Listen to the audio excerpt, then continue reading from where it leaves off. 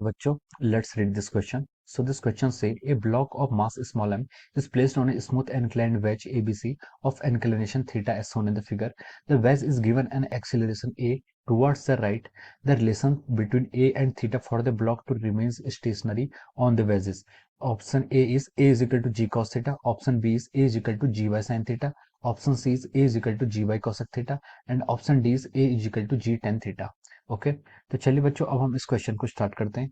इस क्वेश्चन को स्टार्ट करने से पहले इस क्वेश्चन का जो आपका की कॉन्सेप्ट होगा हम यहाँ पर वो लिख लेते हैं। ठीक है, देखिए इस क्वेश्चन का की कॉन्सेप्ट क्या होगा। ठीक है, हमें देखिए इस क्वेश्चन का की कॉन्सेप्ट आपका होगा सूडो फोर्सेस। ठीक है, क्या होगा सूडो फोर्सेस। सूडो फोर्सेस क्या होता है? सूडो फोर्सेस कब आता है आपका? जब हम क्या करते हैं किसी non inertial frame of reference से कोई कैलकुलेशन को हम करते हैं non inertial frame of reference से, तो हमें उस कैलकुलेशन को फ्रेम ऑफ रेफरेंस की कैलकुलेशन से मैच कराने के लिए एक आपको सूडो फोर्स क्या लगाना पड़ता है, ऐड करना पड़ता है। ठीक है, उसे हम क्या कहते हैं? सूडो फोर्स कहते हैं। ठीक है, अब देखिए ये आपका वेज है और यहाँ पर आपका क्या एक मास है एम। ठीक है, एक मास यहाँ पर आपका ब्लॉक है जिसका मास एम है और ये आपका वेज है एबीसी। ठीक है, this is our wedge ABC. Question में और क्या गिवन किया उसने कि थीटा में इंक्लिनेशन गिवन है, दिस इंक्लिनेशन इज थीटा।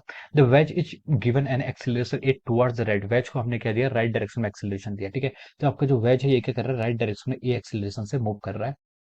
हमें क्या फाइंड आउट करना है? The relation between a and theta for the block to remain stationary. A और थीटा के बीच में हमें रिलेशन फाइंड आउट करना है जिससे हम बोल सके कि ये ब्लॉक क्या है आपका, जो आपका एम ब्लॉक है ये क्या रहे? स्टेशनरी रहे। ठीक है, तो देखिए इस क्वेश्चन को सॉल्व करने के लिए हम यहाँ पर दो ऑब्जर्वर ले सकते हैं। ठीक है, एक ऑब्जर्वर मान लीजिए आपको यहाँ पर ग्राउंड पर है। ठीक है, this is our observer O1। ठीक है, और एक दूसरा ऑब्जर्वर है जो आपका सिर्फ ब्लॉक पर ही बैठ गया है। ठीक है, इसको हमने ऑब्जर्वर O2 बोल दिया है। ओके, अब देखिए जो आपका O1 ऑब्जर्वर है, O1 ऑब्जर्वर इसको क्या ऑब्जर्व करेगा? वो ऑब्जर्व करेगा कि जो आपका वेज है, वेज और वो ओवन ऑब्जर्वर आपका रेस्ट पर है और उसके रिस्पेक्ट में जो वेज का मोशन है वो क्या आ रहा है? राइट डायरेक्शन में जा रहा है विद एन एक्सीलरेशन ए। ठीक है, आपका जो वेज एबीसी है वो आपका राइट डायरेक्शन में मूव कर रहा है विद एन एक्सीलरेशन ए। ठीक है, तो जो ओवन ऑब्जर्वर है ये क्या से आपके ये आपके इनर्शियल फ्रेम ऑफ रेफरेंस में, यानी मैं इसको आई एफ आर लिख रहा हूँ। आई एफ आर मतलब इनर्शियल फ्रेम ऑफ रेफरेंस। ठीक है, ये आपका फ्रेम ऑफ रेफरेंस के इनिशियल है क्योंकि इस ऑब्जर्वर के रिस्पेक्ट में, ओवन ऑब्जर्वर के रिस्पेक्ट में जो आपका ब्लॉक है वो राइट डायरेक्शन पे जा रहा है। ठीक है, ऑब्जर्वर आपका क्या रेस्ट पर है, इसके लिए हम बोल सकते हैं कि this is at inertial frame of reference. Okay, अब देखिए दूसरा ऑब्जर्वर आपका O2 है। O2 ऑब्जर्वर क्या है आपका?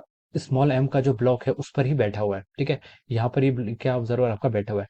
तो ये ऑब्जर्वर क्या देखेगा? देखिए अगर स्मॉल मतलब ब्लॉक पर ही बैठा हुआ है तो उसका मतलब है कि ब्लॉक ये क्या है आपका? ब्लॉक इसके रिस्पेक्ट में क्या है? रेस्ट पर है।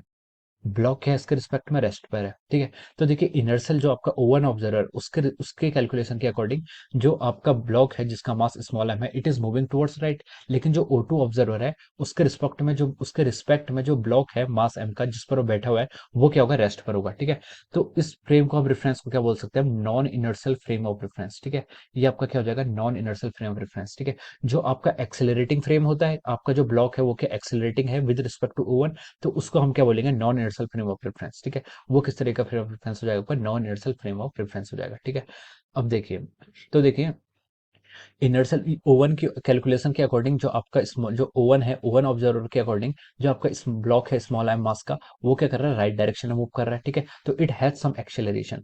लेकिन O2 के रिस्पेक्ट में देखें तो जो ब्लॉक है वो क्या है आपका? रेस्ट पर है। ठीक है, इसके O2 के रिस्पेक्ट में रेस्ट पर आ रहा है और ओवन के रिस्पेक्ट में क्या कर रहा है? वो मूव कर रहा है towards right with some acceleration a. ठीक है, अब देखिए कोई भी जो ऑब्जर्वर होता है उस वो अपने एक्सपेरिमेंट के लिए हमेशा ट्रू होता है। ठीक है, मतलब वो जो भी रिजल्ट जो एक्चुअल रिजल्ट उसे दिखाई दे रहा है वो वही बताएगा, कोई मतलब गलत रिजल्ट नहीं बताता है। ठीक है, तो every observer is true towards it's experiment. ठीक है, हर ऑब्जर्वर क्या होता है? ट्रू होता है टुवर्ड्स इट्स एक्सपेरिमेंट। ठीक है, तो अब देखिए ओवन के रिस्पेक्ट में तो ये मूव कर रहा है राइट डायरेक्शन में, लेकिन O2 के रिस्पेक्ट में क्या रेस्ट पर है। ठीक है, तो देखिए यहाँ पर क्या करता है ये जो डिफरेंस आ रहा है ये इसलिए आ रहा है क्योंकि आपका ओवन ऑब्जर्वर क्या है? इनर्शियल फ्रेम ऑफ रेफरेंस पर है और O2 ऑब्जर्वर क्या है आपका? Non inertial frame of reference पर है।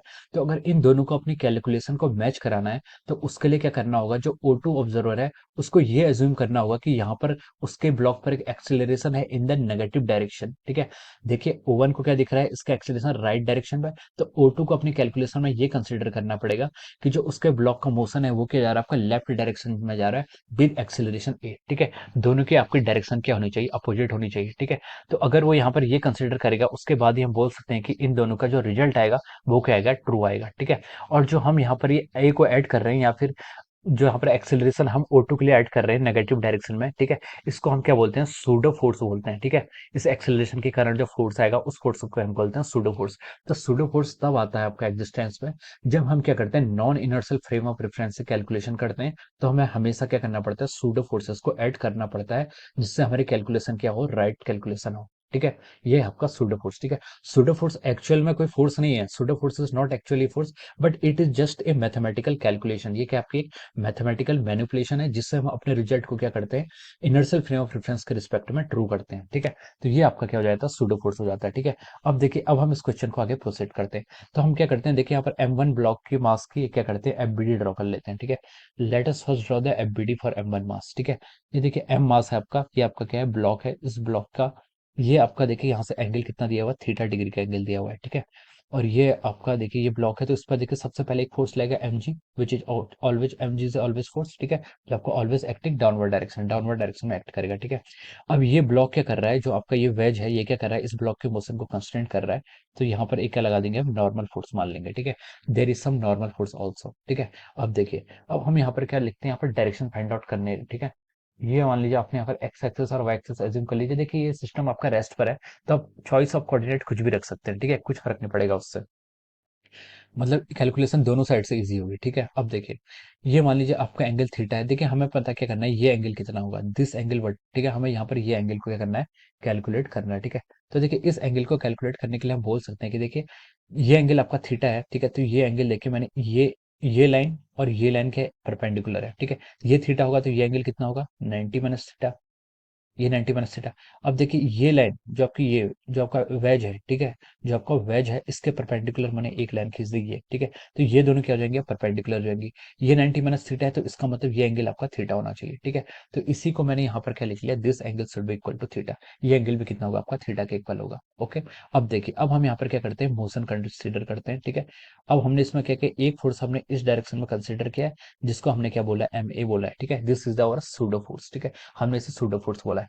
तो उसने बोला कि the relation between a and theta for the block to remain stationary, ठीक है। ब्लॉक को स्टेशनरी करने के लिए देखिए, जो आपका टोटल फोर्स होगा, हम यहाँ पर से लिख सकते हैं कि जो आपका टोटल फोर्स होगा, यानी कि आपका force along, total force along x axis, it should be equal to zero. और total force acting along y direction, this should also be equal to zero. ये दोनों फोर्सेस क्या आने चाहिए, आपको जीरो के इक्वल आने चाहिए। तो हम देखिए पहले एक्स एक्सिस के अलोंग देखते हैं। एक्स एक्सिस के अलोंग देखिए, ये कंपोनेंट जो एन एन वेक्टर है, ये इसका इस एक्सिस के अलोंग कौन सा कंपोनेंट आएगा, अब बोल सकते हैं देखिए, एन साइन थीटा, ठीक है। This component will be N sine theta. ये आपका एन साइन थीटा आएगा। और ये कंपोनेंट जो आ रहा है, ठीक है, बेस के अकॉर्डिंग ये कौन सा कंपोनेंट होगा, this component will be our N cos theta. ये कंपोनेंट क्या होगा, आपका एन कॉस थीटा होगा, ठीक है। और देखिए एक्स एक्सिस के अलोंग कौन कौन से कंपोनेंट आ रहे हैं, एक्स एक्सिस के अलोंग एक्सेलरेशन कितना है, जीरो है। तो हम डायरेक्ट लिख सकते हैं आपका एन साइन थीटा आपको किसको बैलेंस कर रहा है, आपका एम ए को यहाँ से बैलेंस कर रहा है, ठीक है।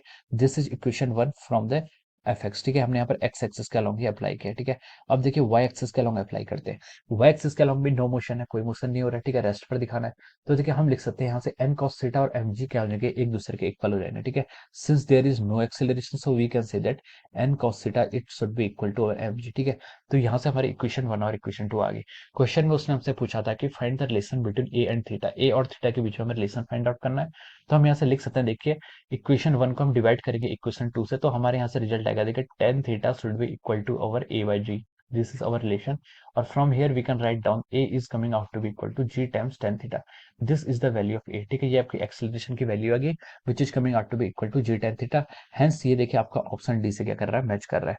This option is matching with the option D, so we can write down here that option D is correct answer, ठीक है। ऑप्शन डी क्या है, ऑप्शन डी इज करेक्ट। तो यहाँ से हम लिख सकते हैं कि आपका ऑप्शन डी क्या आ जाएगा, करेक्ट आंसर हो जाएगा। Option D will be the right answer of this question. So I hope you all understood this concept. All the best and thank you so much.